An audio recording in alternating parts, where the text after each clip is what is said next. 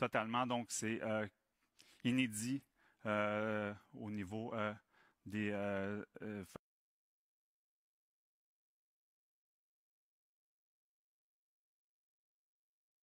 fêtes de Noël qui sont interdites pour les rassemblements.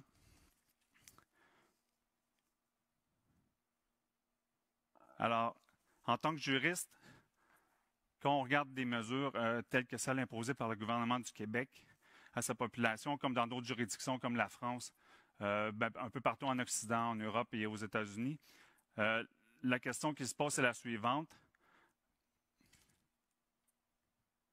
Comment peut-on justifier de telles mesures qui portent atteinte grave et sérieuse aux droits constitutionnels qui sont prévus par la Charte canadienne des droits et libertés, comme les droits suivants: le droit à la liberté, à la sécurité, droit au rassemblement, droit aux réunions pacifiques et au droit à l'association qui sont prévus et enchâssés dans la Charte canadienne des droits et libertés, comme dans d'autres lois dans des juridictions européennes également.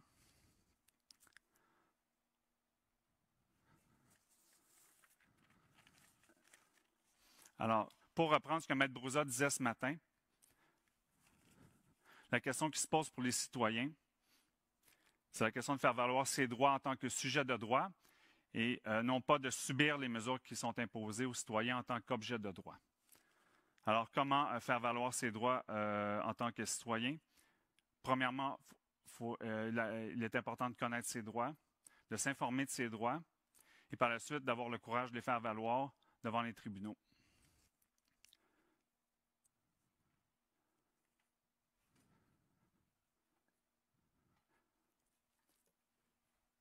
Plusieurs recours ont été déposés au cours des derniers mois dans différentes juridictions. J'aimerais tout d'abord souligner le dépôt de la plainte pénale par Maître Carlos Brouza, qui est très récente en France relativement à la question des vaccins. J'aimerais également souligner le dépôt d'un recours au Canada, à Toronto, par Maître Rocco Galati, qui est un avocat avec qui j'ai eu l'occasion de discuter, de travailler, et qui sera le prochain conférencier. Et après avoir pris connaissance de ce recours, je vous invite tous à le faire.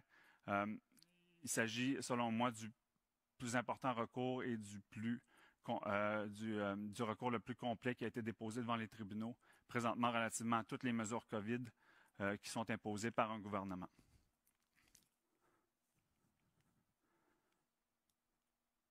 Également, il y a plusieurs recours qui ont été déposés devant les tribunaux américains pour avoir fait des recherches en jurisprudence américaine. Et c'est ce qui me donne espoir parce que, compte tenu de l'évolution de la situation au niveau scientifique, avec les données qui sont sorties depuis les derniers mois, les tribunaux présentement posent énormément de questions relativement à savoir si une analyse coût-bénéfice a été effectuée par les autorités gouvernementales pour imposer les mesures et si une analyse a été faite quant aux dommages collatéraux qui pourraient être causés par les mesures imposées par les gouvernements à sa population.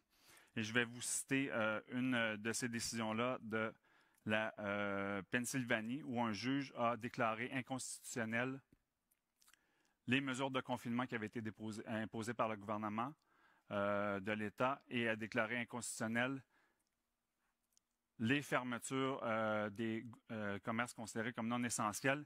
J'aimerais vous citer un extrait de la décision qui pose, selon moi, les jalons fondamentaux qui doivent être adressés par les tribunaux dans le cadre de tout recours qui sera intenté et entendu relativement aux mesures COVID. Alors, voici la citation.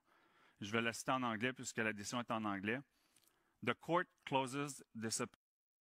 Parce que beaucoup d'autorités présentement nous parlent de la nouvelle normalité ou du new normal.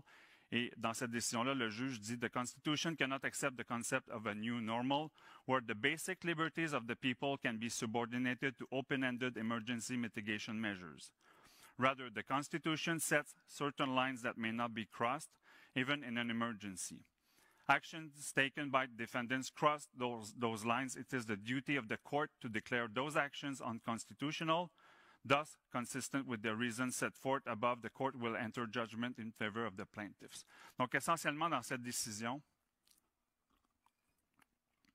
le tribunal en vient à la conclusion que même en temps d'urgence, les droits constitutionnels des citoyens ne sont pas mis de côté et qu'une situation d'urgence ne peut pas justifier l'imposition de mesures qui dépassent les lignes qui sont tracées par la Constitution. Et je crois que cette décision-là pourrait être appliquée dans toute juridiction qui prévoit des droits constitutionnels tels que ceux prévus dans la Constitution américaine et dans la Constitution canadienne. Et une autre chose qui me donne espoir, c'est la décision qui a été rendue par le tribunal portugais sur les tests PCR.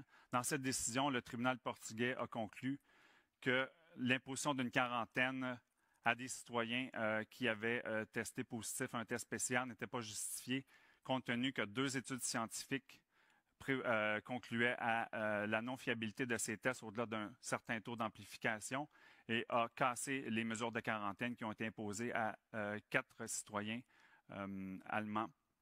Et ce qui m'amène à dire que la collaboration des scientifiques et des médecins dans des dossiers qui seront déposés par des avocats est essentielle, compte tenu des questions en jeu. Si on revient à l'article 118 de la Loi sur la santé publique du Québec qui prévoit qu'un danger imminent et réel doit exister pour la santé de la population du Québec pour imposer l'état d'urgence sanitaire, des questions médicales et scientifiques sont centrales à l'application de cet article. Et mon message à la communauté juridique et à la communauté scientifique et médicale est qu'une collaboration est essentielle entre les deux communautés pour mener à bien les recours qui sont déposés devant les tribunaux.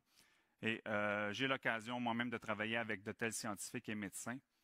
Et je les remercie infiniment de leur générosité et de leur apport à mon dossier. Et je sais que des scientifiques et des médecins travaillent également avec d'autres avocats, que ce soit en France, en Allemagne, aux États-Unis, en Italie ou dans d'autres juridictions, pour aider les avocats à faire valoir les droits de leurs clients devant les tribunaux.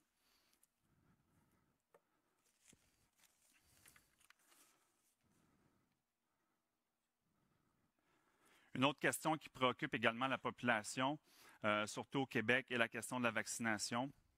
La population se demande si la vaccination sera rendue obligatoire par le gouvernement du Québec, comme le prévoit la Loi sur la santé publique.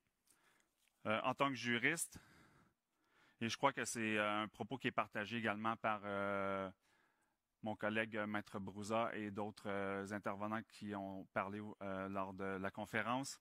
Lorsque j'entends la docteure Alexandra Orion-Côte dire ce matin qu'elle considère que les vaccins sont une expérimentation génétiquement conçue, et lorsqu'on entend le professeur Perron également dire que les vaccins sont considérés comme de la thérapie génique, sans me prononcer sur la question de la vaccination à ce stade-ci, je crois qu'à tout le moins, de tels propos devraient porter à réfléchir et soulèvent des questions importantes au niveau éthique et légal qui devront être nécessairement débattues devant les tribunaux advenant qu'une autorité gouvernementale impose la vaccination obligatoire à sa population. Alors, en conclusion, le message que j'aimerais lancer aux auditeurs et à la communauté juridique et scientifique, je crois que nous sommes rendus à un point où il est important que les gens fassent valoir leurs droits en tant que sujet de droit, que la communauté juridique puisse appuyer les citoyens qui veulent faire valoir leurs droits devant les tribunaux et qu'il est important que la communauté scientifique et médicale appuie la communauté juridique pour contester les mesures liberticides qui leur sont imposées par les autorités gouvernementales de leurs pays respectifs.